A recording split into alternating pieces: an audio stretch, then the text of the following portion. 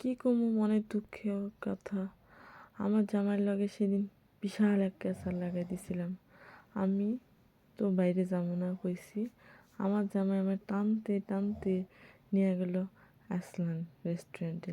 তার ছুটির দিনে তাকে নাকি বাইরে না গেলে ভালোই লাগে না। এরপর দেখতেই পাচ্ছেন এই সুন্দর একখান ডেকোরেশন রেস্টুরেন্ট দেখা মনটা ভালো হয়ে গেল। এরপর বললাম যে কী খাবা খাওয়া, আমি তো চুপ মেরে রয়েছি। এরপর এরকম ভুট্টা মার্কা একটা এটাকে কি বলে বলে তো হান্ডি বিরিয়ানি, এটা হচ্ছে ইন্ডিয়ান স্টাইলের একটা বিরিয়ানি। দেয়া মাত্র লোভ সামলাতে পারলাম না, একদম গপাগপ ওইটা পরে লাগলাম।